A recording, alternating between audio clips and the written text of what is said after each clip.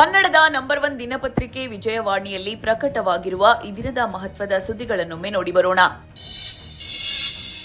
ಭಾರತದ ಇತಿಹಾಸದಲ್ಲೇ ಕ್ರಾಂತಿಕಾರಕ ನಿರ್ಧಾರಕ್ಕೆ ಶುಕ್ರವಾರ ಸಂಸತ್ ಸಾಕ್ಷಿಯಾಗಲಿದೆ. ಲೋಕಸಭೆ ಹಾಗೂ ರಾಜ್ಯ ವಿಧಾನಸಭೆಗಳಲ್ಲಿ ಮಹಿಳೆಯರಿಗೆ ಶೇಕಡಾ 33 ಮೀಸಲಾತಿ ನೀಡಬೇಕೆಂಬ ದಶಕಗಳ ನಿರೀಕ್ಷೆ ಸಕಾರಕ್ಕೆ ಕ್ಷಣಗಣನೆ ಆರಂಭವಾಗಿದ್ದು, ಮಹಿಳಾ ಮೀಸಲಾತಿ ಕಲ್ಪಿಸುವ ಸಾಂವಿಧಾನಿಕ ತಿದ್ದುಪಡಿ ಸೇರಿ ಮಹಿಳಾ ಮೀಸಲು ಅನುಷ್ಠಾನ ತ್ವರಿತಗೊಳಿಸುವ 3 ಮಹತ್ವದ ಮಸೂದೆಗಳು ಗುರುವಾರ ಲೋಕಸಭೆಯಲ್ಲಿ ಮಂಡನೆಯಾಗಿವೆ.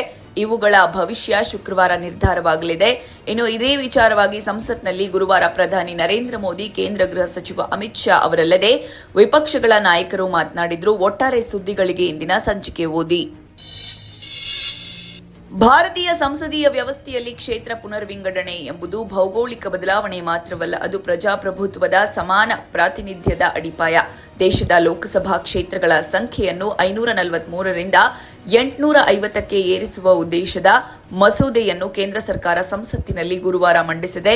ಈ ಹಿನ್ನೆಲೆಯಲ್ಲಿ ಸ್ವಾತಂತ್ರ್ಯ ನಂತರದ 1952ರಿಂದ ಹಿಡಿದು ಇಂದಿನವರೆಗಿನ ಮೈಲಿಗಲ್ಲುಗಳ ವಿವರಕ್ಕೆ ಚಿಂತನಪುಟ ನೋಡಿ.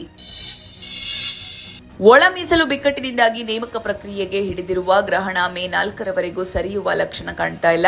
ಈ ಸಂಬಂಧ ಏಪ್ರಿಲ್ 24ರಂದು ಸಚಿವ ಸಂಪುಟ ಸಭೆ ಕರೆಯಲಾಗಿದ್ದು, ಅಲ್ಲೇ ಚರ್ಚಿಸಿ ತೀರ್ಮಾನ ಕೈಗೊಳ್ಳಲು ಗುರುವಾರ ನಡೆದ ಸಂಪುಟ ಸಭೆಯಲ್ಲಿ ತೀರ್ಮಾನಿಸಲಾಗಿದೆ. ಈ ಸುದ್ದಿಗೆ ಇಂದಿನ ಸಂಚಿಕೆ ಓದಿ.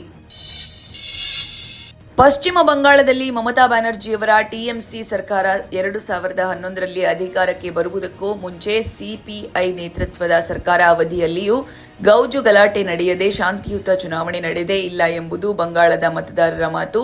ಈ ಬಾರಿಯ ಚುನಾವಣೆಯಲ್ಲಿ ತೋಳ್ಬಲ ಪ್ರದರ್ಶನಗೊಳ್ಳದೆ ಶಾಂತಿಯುತವಾಗಿ ಚುನಾವಣೆ ನಡೆದಲ್ಲಿ ಹಾಗೂ ಮತದಾರರ ಮೇಲೆ ಯಾವುದೇ ಪ್ರಭಾವ ಬೀರುವ ಕೆಲಸವಾಗದಿದ್ದರೆ ಸರ್ಕಾರ ಬದಲಾವಣೆಯಾಗುವುದು ಬಹುತೇಕ ಖಚಿತ ಎಂಬುದು ಹಲವರ ಅಭಿಪ್ರಾಯ. ಈ ಸುದ್ದಿಗೆ ಇಂದಿನ ಸಂಚಿಕೆ ಓದಿ.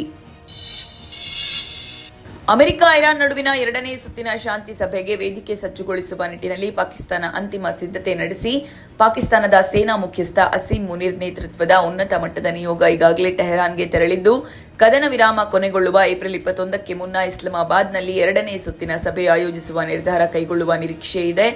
ಇನ್ನು ಟೆಹರಾನ್ ಶೀಘ್ರ ಶಾಂತಿ ಒಪ್ಪಂದಕ್ಕೆ ಬರೆದಿದ್ದರೆ ಅಮೆರಿಕ ಪಡೆಗಳು ಯುದ್ಧ ಪುನರಾರಂಭಿಸಲು ಸಿದ್ಧವಾಗಿದೆ ಎಂದು ಅಮೆರಿಕ ರಕ್ಷಣಾ ಕಾರ್ಯದರ್ಶಿ ಪೀಟ್ ಹೆಕ್ಸೆತ್ ಇರಾನ್ಗೆ ಮತ್ತೊಮ್ಮೆ ಎಚ್ಚರಿಕೆ ನೀಡಿದ್ದಾರೆ. ಈ ಸುದ್ದಿಗೆ ದೇಶ ವಿದೇಶ ಪುಟ ನೋಡಿ. ರಾಜ್ಯದಲ್ಲಿ ಬಿಸಿಲ ಬೇಗೆ ಹೆಚ್ಚುತ್ತಿರುವಂತೆ ಕುಡಿಯುವ ನೀರಿನ ಸಮಸ್ಯೆ ಉಲ್ಬಣಿಸ್ತಾ ಇದೆ. 5 ಜಿಲ್ಲೆಗಳನ್ನು ಹೊರತುಪಡಿಸಿ ಉಳಿದ ಜಿಲ್ಲೆಗಳಲ್ಲಿ ಮುಂಗಾರು ಕೊರತೆಯಾಗುವ ಮುನ್ಸೂಚನೆ ಇದ್ದು, ಕುಡಿಯುವ ನೀರಿಗೆ ತೊಂದರೆಯಾಗದಂತೆ ಮುಂಜಾಗ್ರತೆ ಕೈಗೊಳ್ಳಲು ಜಿಲ್ಲಾಧಿಕಾರಿಗಳಿಗೆ ಮುಖ್ಯಮಂತ್ರಿ ಸಿದ್ದರಾಮಯ್ಯ ಕಟ್ನಾಜ್ಞೆ ಮಾಡಿದ್ರು.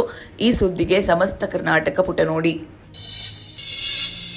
ಜಾಗತಿಕ ಮಾರುಕಟ್ಟೆಯ ಸಕಾರಾತ್ಮಕ ಪ್ರವೃತ್ತಿ ಮತ್ತು ಕೈಗಾರಿಕಾ ವಲಯದ ಸ್ಥಿರ ಬೇಡಿಕೆಯ ಹಿನ್ನೆಲೆಯಲ್ಲಿ ರಾಷ್ಟ್ರ ರಾಜಧಾನಿಯಲ್ಲಿ ಗುರುವಾರ ಬೆಳ್ಳಿ ಬೆಲೆ ಪ್ರತಿ ಕೆಜಿಗೆ ₹1,700 ಏರಿಕೆಯಾಗಿದ್ದು, 2,58,700 ರೂಪಾಯಿಗೆ ತಲುಪಿದೆ ಎಂದು ಅಖಿಲ ಭಾರತ ಸರಾಗ ಸಂಘ ತಿಳಿಸಿದೆ. ಬುಧವಾರ ಇದು 2,57,000 ರೂಪಾಯಿ ಇತ್ತು. ಚಿನ್ನದ ಬೆಲೆಯಲ್ಲಿ ಅಲ್ಪ ಇಳಿಕೆ ಕಂಡುಬಂದಿದೆ. ಶೇಕಡಾ 99.9 ಶುದ್ಧತೆಯ ಚಿನ್ನದ ದರ ಪ್ರತಿ 10 ಗ್ರಾಂಗೆ ₹200 ಇಳಿದು 1,57,800 ರೂಪಾಯಿಗೆ ತಲುಪಿದೆ. ಈ ಸುದ್ದಿಗೆ ಮನಿ ಮಾತು ನೋಡಿ. ಭಾರತಕ್ಕೆ ಬೇಕಿರುವ ಪಾಕಿಸ್ತಾನದ ಮೋಸ್ಟ್ ವಾಂಟೆಡ್ ಪಾತಕಿಗಳ ಮೇಲಿನ ದಾಳಿ ಮರುಕಳಿಸಿದೆ.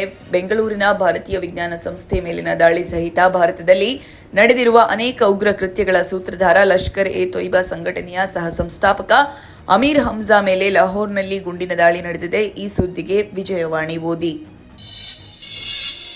ಹಾಲಿ ಚಾಂಪಿಯನ್ ಆರ್ಸಿಬಿ ತಂಡದ ವಿರುದ್ಧ ಚೆನ್ನೈ ಸೂಪರ್ ಕಿಂಗ್ಸ್ ಫ್ರಾಂಚೈಸಿ ಬಿಸಿಸಿಐಗೆ ದೂರು ಸಲ್ಲಿಸಿದೆ. ಬೆಂಗಳೂರಿನ ಚಿನ್ನಸ್ವಾಮಿ ಸ್ಟೇಡಿಯಂನಲ್ಲಿ ಏಪ್ರಿಲ್ 5ರಂದು ನಡೆದ ಉಭಯ ತಂಡಗಳ ನಡುವಿನ ಪಂದ್ಯದ ವೇಳೆ ಡಿಜೆ ಮೋಸ, ಇಡ್ಲಿ ಸಾಂಬಾರ್, ಚಟ್ನಿ ಹಾಡು ಮೊಳಗಿಸಿದ ವಿರುದ್ಧ ಸಿಎಸ್ಕೆ ಈ ದೂರು ದಾಖಲಿಸಿದೆ. ಈ ಸುದ್ದಿಗೆ ಕ್ರೀಡಾಪುಟ ನೋಡಿ.